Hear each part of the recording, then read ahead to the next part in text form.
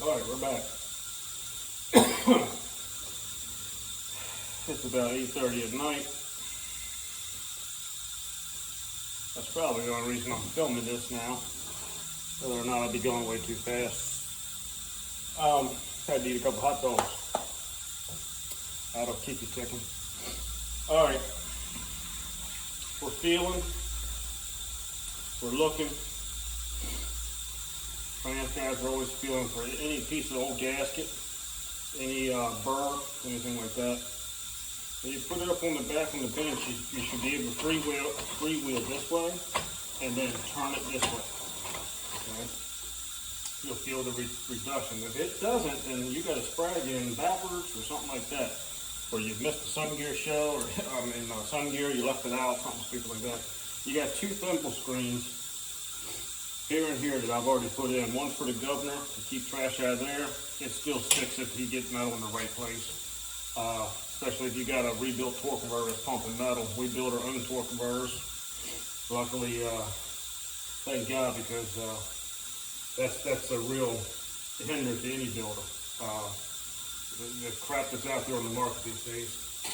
Well, not these days, but all the years. That's why we got into it. So anyway, first thing I'm going to do is put the parking panel in, hold over, flip, slide this in, hold the finger over here, push that in. A little tricky to start that first bolt like that. Second bolt goes there. And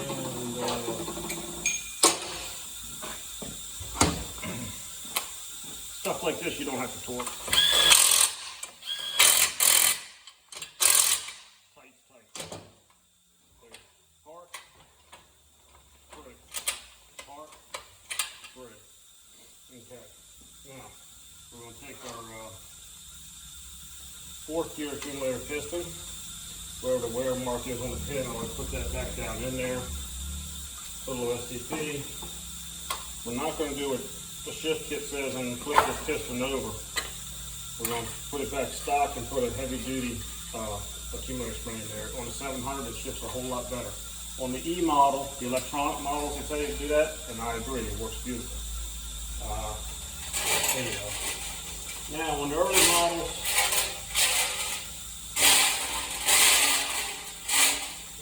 oh God, George, we need some check balls. I somehow lost them all. And if you look in the back of the trough of any trans guy's bench, you'll find some. 1, 2, 3, 4, 5, 6. Wash these off.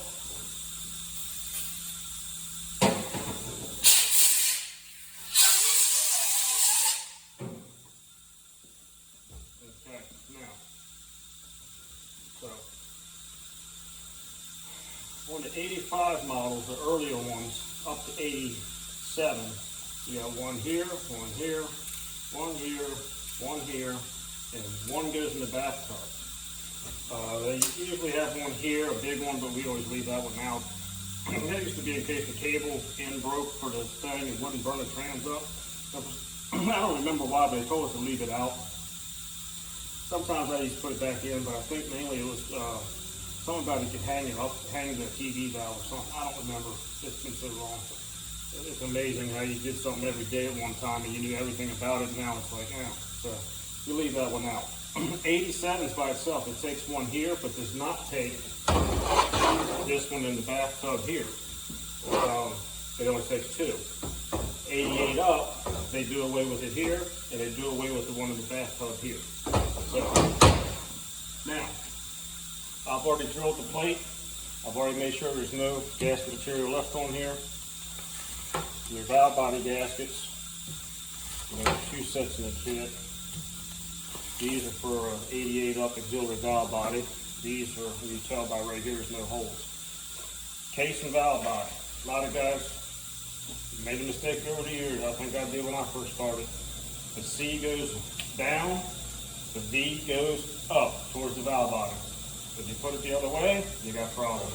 The other way is to look at it as your check ball has to be able to move here. See, there's a gasket here on this side. The check ball is cut out from the check ball down here. A good thing to do is always hold it up in the light. Make sure no holes are covered. And humidity kind of makes these things grow a little bit. Sometimes I'll blow them on and then if there's anything that is kind of half covering the hole, I'll take a razor blade and very carefully trim around it. Oh, that's great. Okay, so case, valve body, 2 filters, smaller check balls, spring, looking good. We put these on like this, and we have 2 line hole holes. One right here, these in the plate, and I actually cut this one right here too. This is what lines up the plate to hold everything straight. They're smaller holes. Then we get our plate down here. As you see, there's a little piece of gasket still left on there, so take a razor blade, trim that, scrape it off, make sure it's nice and clean, no gasket. Then, 1, 2, 3, 4 of these little guys.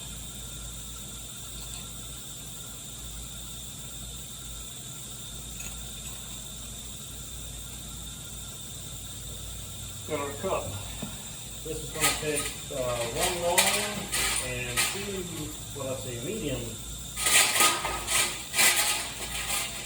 medium bolts. They're in between the valve body size. Spring in there. Once again, looking to make sure my check ball's in there. And just visual things. You're always checking. You're always double checking, looking. Because it's so easy if you, especially if you're talking on a video, to not really pay attention. Especially if you're somebody standing next to you and you're talking to them. Oh man. Or the phone rings. Someone calls you, says, hey, come here, telephone, something like that. Okay, so I'm going to line up these gaskets best I can. Like this. Make it look good. Hold this plate down. Kind of settle that in the bolts. And then just go.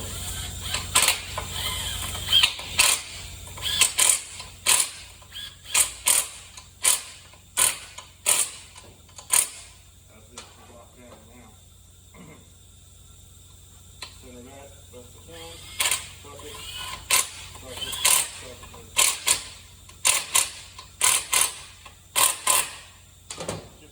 Just a little torque. I mean, if I had to tell you what the torque is, I'd say probably 106 inch-pounds. Do just fine. Maybe 90 inch-pounds, something like that. Your shepherd stick goes into your parking, your rooster code, and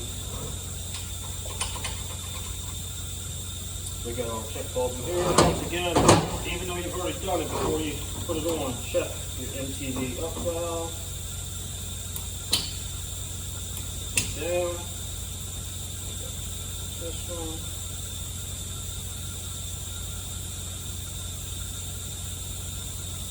This overdrive and lock up.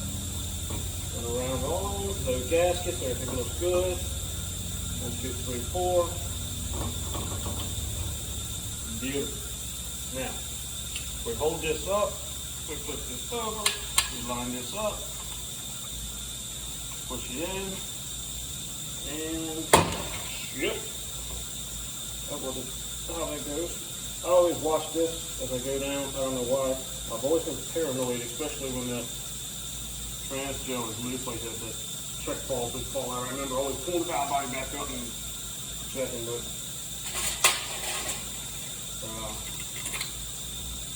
you line up down here. And when I dropped that, I did look at the gasket to make sure that I didn't hurt it. It didn't. Okay, so our valve body is on. This is your kick down comes from your cable to your carburetor. This little spring goes right in to here. This little notch, you put this down in the hole. This goes down where that check bar needs to be. That goes in there, and then that goes over the pin, this notch. Put that in there. Got your other line-up holes over here. Then we got the one with the washer in the middle. And we'll grab the rest of it. This tab right here is for early filter, which they don't even make anymore. We used to hold it up against the pan. The late filter retrofits back to all of them, and it's only this short, it don't even go there, so you just throw that thing away.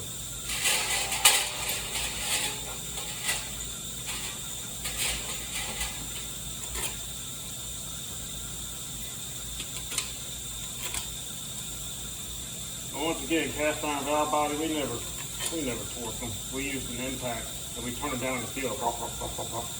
And we go from the center out.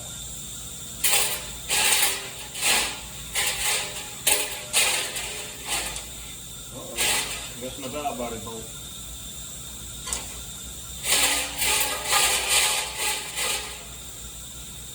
But that's okay, because I have more.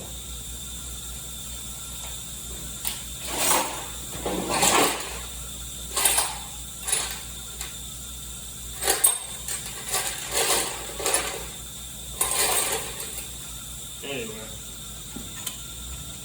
we'll come back to that. Now, I kind of wiggle it up and down, see the play, kind of put it right in the middle. We're going to run down our line-up bolt first, just till they touch. Then go from center out.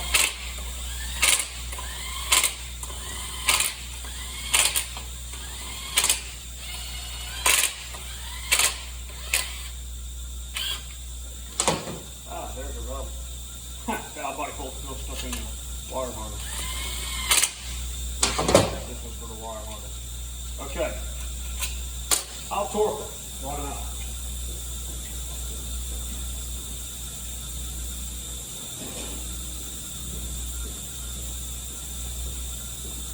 My father would yell at me and tell me I'm too damn picky or so. Let's see what 90 feels like. 89, 90 on aluminum valve bodies is pretty good. That's pretty good.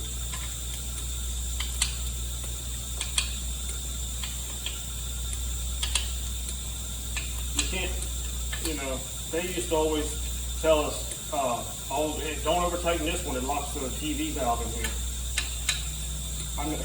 I don't know what they're building with, a half-inch impact or something, I don't know, but I never locked it down by over tightening that.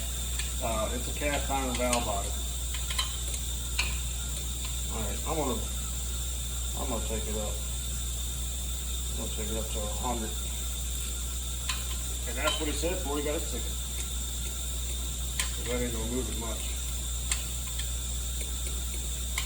1, 2, 3, 1, 2, 3, 1, 2, 3.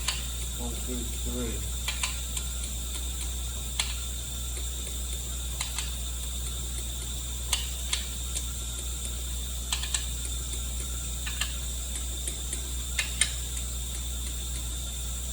And you go over them 3 times.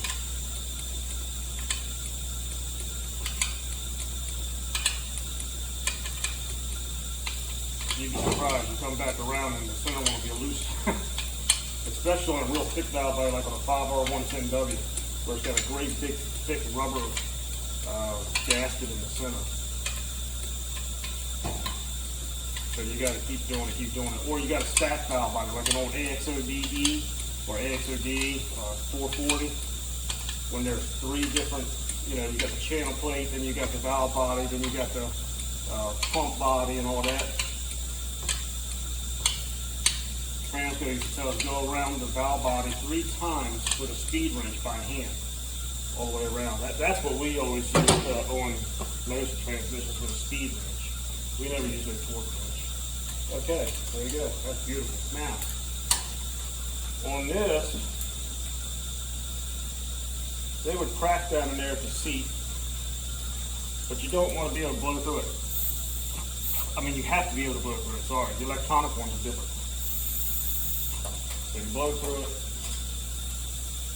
Now, I've already cleaned it previously.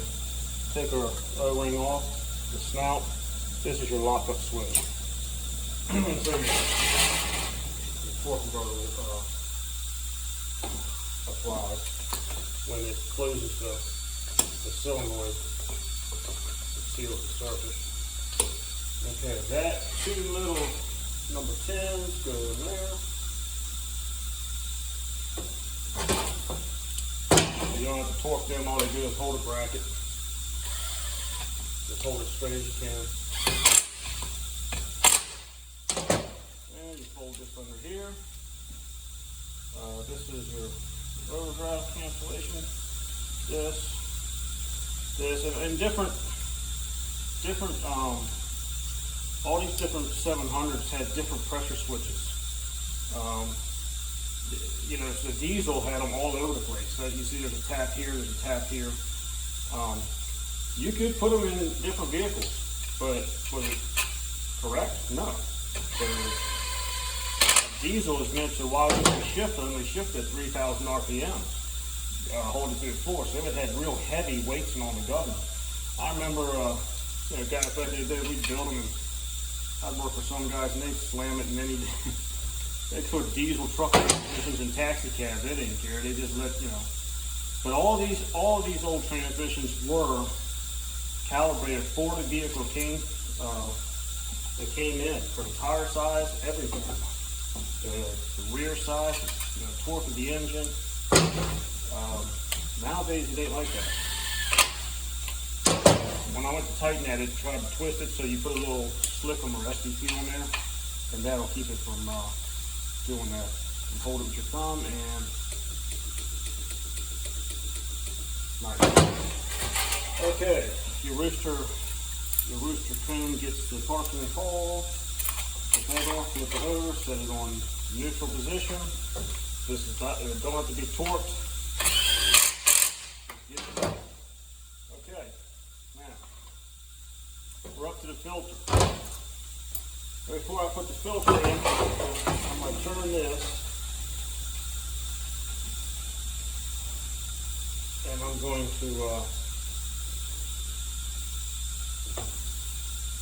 put the servo in.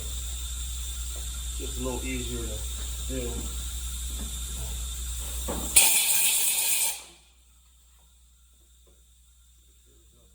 board looks really nice, it's clean. Okay, now, what I'm going to do, I'm going to put my return spring in.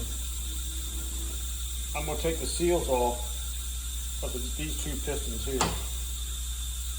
And the reason why is that way I can actually check the clearance to travel on the band without the seals throwing me off. So basically, push that down, just snap that in like this and turn it. And then I'm going to push here. That is a lot of clearance. Now,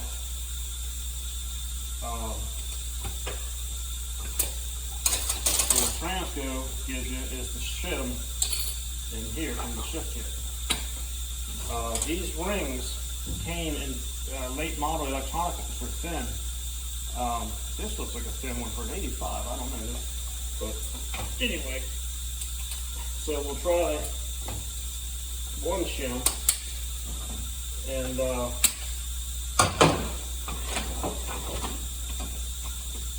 that's nice. I like that right there with one shim. I don't think it'll take two shims. And you know, they try to get it as tight as possible, but it's not necessary.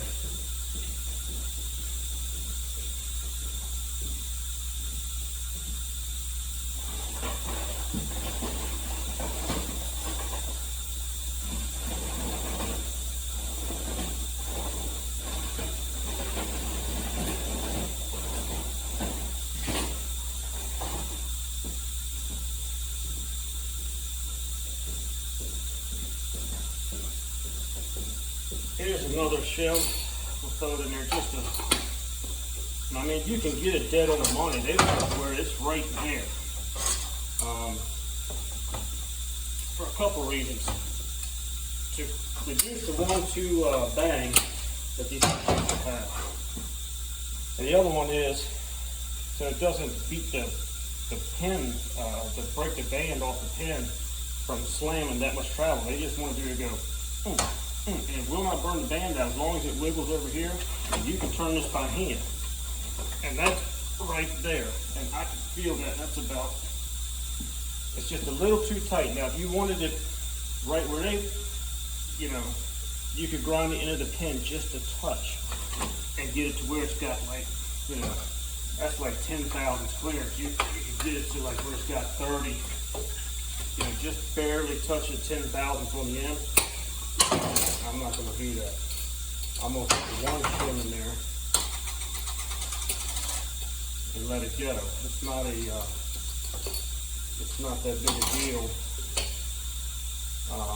So take this off.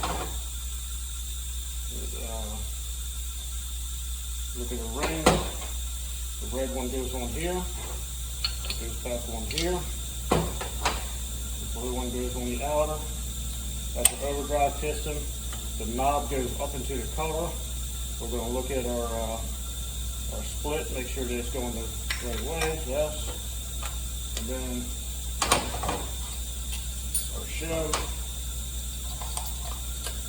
There you go. All is one assembly. Our spring is still in there.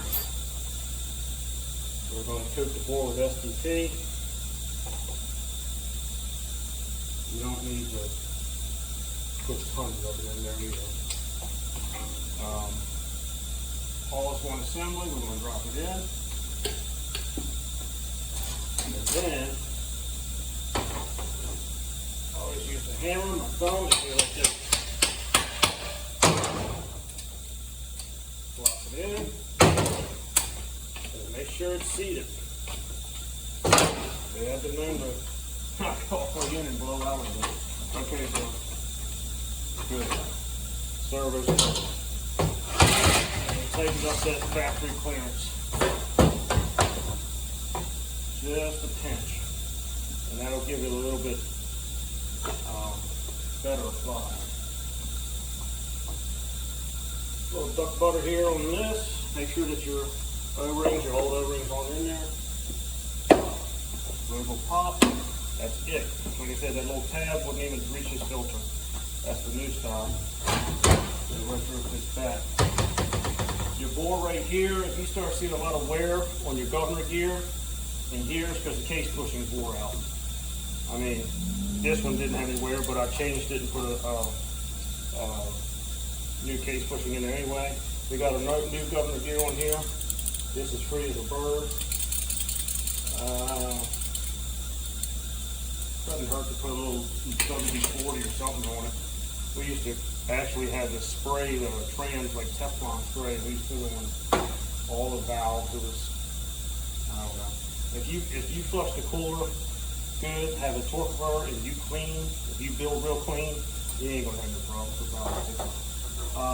Let me get some silicone.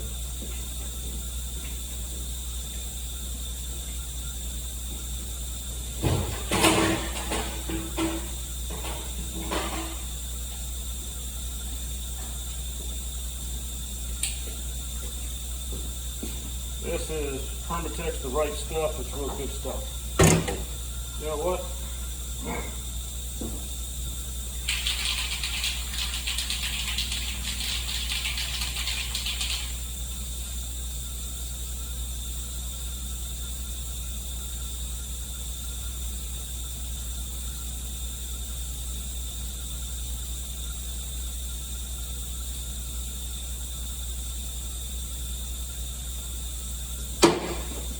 Chevy orange, baby. Alright, we'll let that set up for a minute. I don't think that paint's really gonna good. It's been sitting there a while. I don't paint nothing anymore on transmissions. I used to paint them all up. I used to paint them aluminum with Chevy orange and then cast iron gray on the pan. Pump orange. Man. I have 50 some of them in stock on the shelf. It's gorgeous.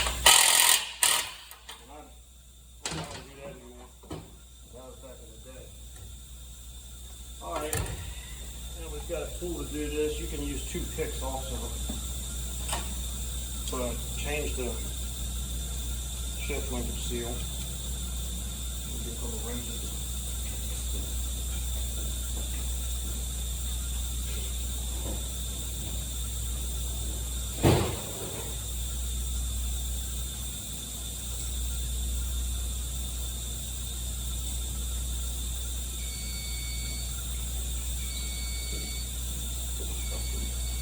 The same guy I was talking about that told me that STP clogs filters, he's the one that showed me the trick on how to use 2 picks to take that shift linkage seal out. When I didn't have a tool one time, he said, "What do you need a tool for?" He showed me that trick. Basically, you screw this in there. Catches the seal, and then you just grab this and draw it on out of there. And then blow it out.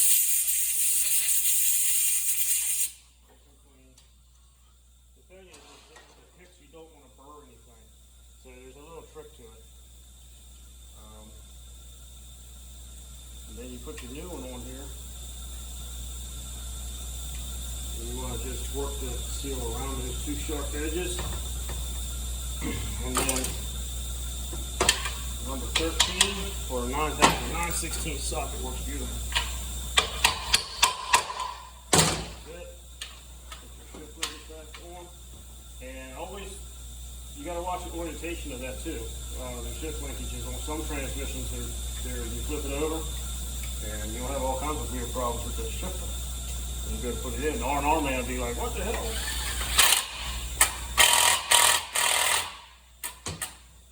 Right? Okay. Looking good. Looking good. Now, we're up to the tail housing. And in the beginning, I couldn't get this out. This is plastic, and you can't get these anymore. So I said, I'm going to leave it in there. So now that I got it out, I am going to gently finagle this. If that's a word, finagle, I don't know. Let's see. Small screws are small, so I've got to try to wedge it in the gear.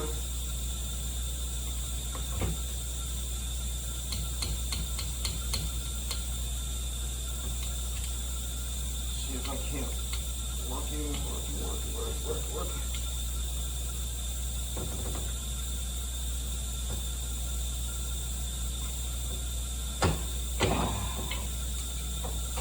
Oh yeah. There we go. Beautiful. Now we can seal that up. I didn't break nothing, that's great. Okay. Let's wash this up.